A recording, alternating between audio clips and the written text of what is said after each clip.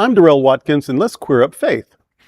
James Talarico uses faith to reject trans scapegoating. Texas Democratic state lawmaker and Presbyterian seminarian James Talarico appeared on MSNBC's The Rachel Maddow Show, putting his Christian faith at the center of his national message against anti-LGBTQ legislation and trans scapegoating. Talarico, a student at Austin Presbyterian Theological Seminary, argued that conservative politicians are, quote, weaponizing Christianity and using Christian nationalism to divide working families.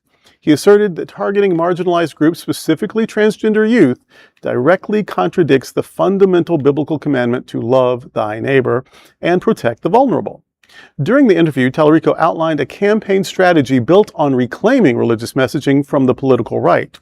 He called on Democrats to directly challenge culture war scapegoating through moral and ethical framing while championing economic relief, healthcare access, and public education for all Texans. Here's the thing, and you shouldn't have to go to seminary to get this, is that yes, Jesus feeding the hungry, healing the sick, visiting the imprisoned. That was his whole shtick. Like, that's his brand. That's what it's all about. And so you shouldn't have to run on, we're going to reclaim kindness. We're going to reclaim empathy. We're going to reclaim being respectful. We're going to reclaim, not judging a book by its cover. We're just going to reclaim being human, which is what this is about. That the right has become so inhuman by dehumanizing so many people and then pretending that was somehow righteousness. It's just rage and anger and hatefulness and violence. And so good for him. And I hope, I'm part of the reclamation crew too, but he's got an uphill battle because of the cult mentality of the MAGA movement. Before that, it was the Tea Party stuff. And before that, it was the Dixiecrats. Like that's the region of the country that just loves hate. Right. They somehow feel empowered by it or justified by it or something. So he's got an uphill battle, but you can't win a battle if you don't fight it. So God bless him. Exactly. Well, I think it's very important what he's doing. I think he's reclaiming a part of the political arena that for so long the right wing has thought that they had cornered and that they had their name written all over, which has been Christianity and religion. And it's also patriotic symbols like the American flag. I am a U.S. history teacher. I unabashedly love the United States of America with all of its flaws, with all of its, as they say, warts and all. I teach, my students, I don't indoctrinate my students. I teach the real history. But I also have an American flag waving proudly in my classroom. When we do the Pledge of Allegiance, I stand up for the Pledge of Allegiance, but I know full well, I know the story behind the story. And I think that it's very important that people on the left also reclaim our patriotic symbols, because the right doesn't have a monopoly on certain things in our culture. And I revel in wearing an American flag and voting Democrat. I revel in being gay and voting Democrat and wearing an American flag or anything patriotic. It does not mean that I'm MAGA. It does not mean that I'm secretly Republican. It just means that I am proud to be an American, and I am proud that we still live in a country with all of its faults. We still have a democracy. It might be flailing right now, and to say the least, but we are going to have elections, and hopefully, Pastor, we're going to say our prayers strong enough, and we're going to be able to have free and fair elections and get some people in office that are going to be able to fix whatever needs to be fixed in order to keep the integrity going for another 250 years. Yeah. That's my hope. Yeah, I think that the focus across the country on a lot of the candidates, especially on the Democratic side, has been primarily focused on a lot of the more left-wing candidates. But James Talarico being using Christianity and religion as a core ideal, and he would, in many cases, be considered a moderate in his political views.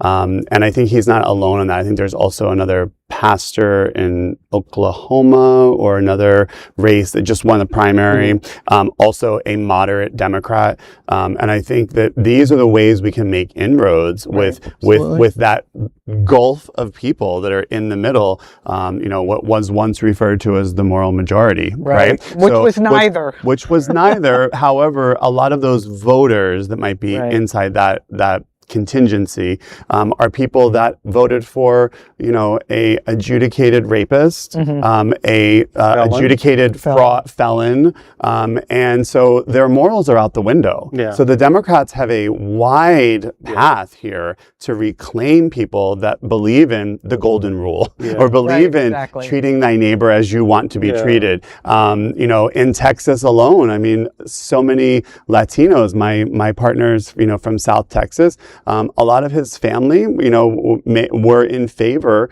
of Trump for the reason of because they work on oil rigs and they were afraid that Democrats were going to take away their jobs, and so they didn't think, they're going to throw half of our people who are here legally and start arresting people and throwing them into jail. So a lot of people were in those spaces and thought, I'm going to vote for this person for president for maybe economic reasons, and none of those things have come to fruition, and all the negative things have. Yeah. I'm hearing a lot about business people. There's a big story in Miami now about a Haitian restaurant owner who voted for Trump because he thought it would be good for his business. And he's, of course, taking it back. He's not getting much sympathy.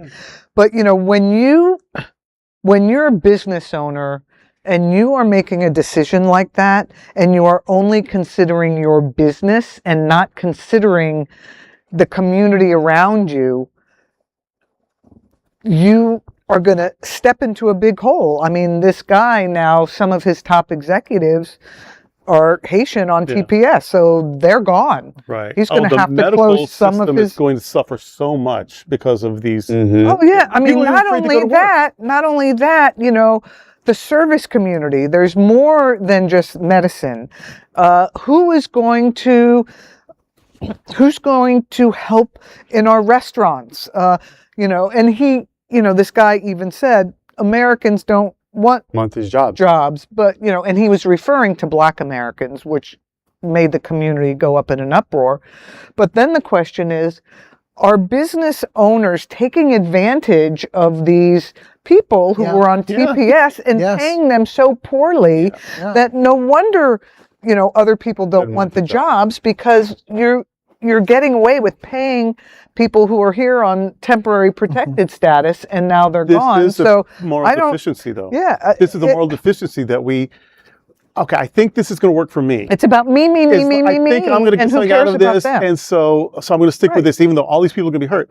But guess what? The leopard always gets to everybody's face. Right, exactly. Yeah, and that's what it is. You can't. I don't think you can fault people for voting on the issue that's the most important thing to them. And if it's their livelihood, I think that there's a reason why that happens. It's just that is now coming the